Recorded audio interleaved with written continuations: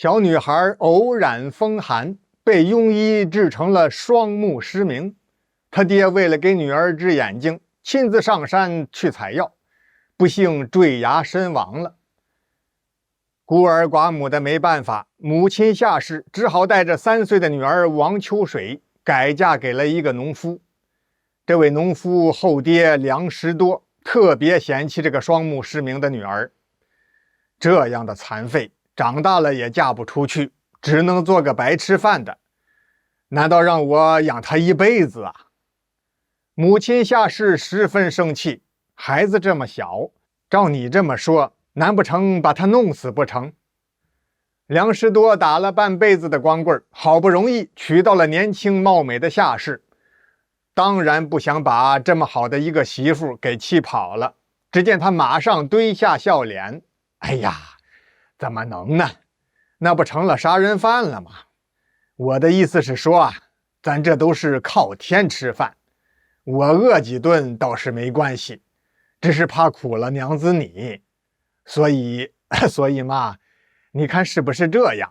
咱把秋水送人吧。”夏氏趕忙緊緊抱起雙目失明的王秋水，扭頭把眼一瞪：“梁實多，你還是寫份休書把我休了吧，我帶着女兒再嫁他人。”娘子莫急，我這不是跟你開個玩笑嗎？開個玩笑啊！打這兒之後，好長一段時間，梁實多再也不提把女兒秋水送人的事情了，而且對待盲女秋水還十分的疼愛。秋水他娘夏氏也就慢慢的放下了戒心。單說這一天是鎮上開廟會的日子，梁實多來了興致，說是要領着妻子和女兒到廟會上去看雜耍，吃棉花糖。吃過早飯，一家3口正要出發呢，夏氏忽然一捂肚子：“哎呀，我突然肚子疼啊，疼得厲害，估計是剛才吃東西太着急了。”“那怎麼辦呢？”“你領着秋水先去吧，我趴一會兒就好了，隨後再追你們。”就這麼着，梁實多帶着小秋水到鎮上去趕廟會。他哪是領着女兒趕廟會啊？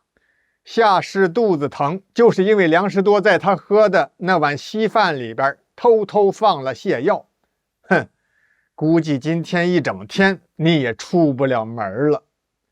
梁實多到了廟會上之後，故意將盲女秋水丟棄在了一個雜耍場子的外圍，然後自己在不遠處觀察着，看有沒有人會把這個瞎姑娘給帶走。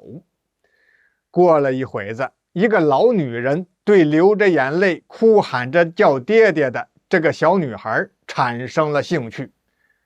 哎呀，好漂亮的一個小姑娘啊，長大之後必定是一個大大的美人兒。感情這個老女人是個開妓館的老鴇子。一問，這位失明的小姑娘原來是跟着後爹來趕廟會的，現在後爹不知去向。老鴇子眼珠一轉：“哦，後爹，哼，肯定是故意把這孩子給扔了。誰叫老娘我生就的菩薩心腸呢？得，跟我走吧。小姑娘，你爹他有急事回家了，托我帶着你玩耍。來，乾娘背着你趕廟會。”雙目失明的小姑娘王秋水被老鴇子周媽媽給騙到了妓館。一開始秋水哭鬧着要回家，被周媽媽連哄帶嚇，長到了10來歲。後來小秋水幾次想逃跑，都被打手給抓回來了。這一年，盲女王秋水已經16歲了，出落得貌若天仙，明目皓齒。要是站在那裡不動，根本看不出來這是一個雙目失明的女子。而且她是能說會唱，歌聲尤其好聽。雖然淪落在風月場中，王秋水堅決是賣藝不賣身。單說這一天，妓館裡來了一夥子衣着華麗的人，感情都是京城的官員。老鴇子周媽媽特別接待，給每一位貴客都單獨安排了色藝雙絕的家人專門服侍。尤其是這其中最大的官兒盧火雄盧大將軍。大將軍，奴家今天給您一份特別的禮物，是個貌若天仙、眼睛看不見的杵。哈哈哈哈！盧火雄大將軍聽老鴇子周媽媽這一番話之後，並沒有高興，相反卻是面色陰沉，只是用鼻子哼了一聲。原來這位盧火雄將軍為人正直，為官清廉，今天來到這煙花柳巷，完全是為了應付同朝為官的幾個大奸臣，以免他們在皇上面前進讒言，使得皇上下旨割讓土地給鄰國。時間不大，盲女王秋水來了，果然相貌不凡，使得這位大将軍盧火雄也難免心中一動。姑娘，你這般清純美麗，因何淪落至此啊？說來也怪，王秋水這10多年來第一次對一個男人的聲音如此喜歡，而且是充滿了安全感。於是他毫無保留地把自己自幼失明喪父，遭後爹丟棄後被老鴇子周媽媽騙到妓館的經歷，全都一五一十地說了。盧火雄十分同情，哎呀呀，世間竟還有如此的命苦之人，怎麼辦呢？盧將軍花重金將王秋水赎身出了妓馆，又找來了朝中好友最著名的御医古鹏，給王秋水治眼睛，真不愧為神医啊！古鹏老先生诊脈之後，一攏胡鬚，這是藥物催發眼底淤血之症，眼睛還是健康的，只需要散去淤血，即可復明矣。吃了古鵬御医的幾副湯藥之後，王秋水的眼睛果然又能看見了。盧火雄將軍和王秋水一樣，是驚喜異常，興奮之餘，王秋水除了感恩之外，深深地愛上了這位魁偉英武的大將軍，以身相許，成就了美好姻緣。按說走到這一步，王秋水與盧火雄應該是幸福的生活下去，故事就該圓滿結束了。只可惜，雖然如今已然成為了大將軍的夫人，王秋水的心裡卻始終有一塊心病。自己自幼被人拐騙，母親後來的命運如何，如今過得怎麼樣，他當然是十分的惦念。那就去找到母親，接來將軍府，不就完了嗎？談何容易！當年王秋水被拐走的時候，年僅3、4歲，還是個盲童，對家鄉的記憶只是知道有山有水，經常會聽到鳥叫聲和小河流水聲。怎麼去找？到哪裡去找啊？當然了，並不是不找，盧火雄不斷地派人四處打探，按照妻子秋水描述的聲音，找到了一些有山有水的地方，但始終是沒有發現那沒有見過面的岳母一點影子。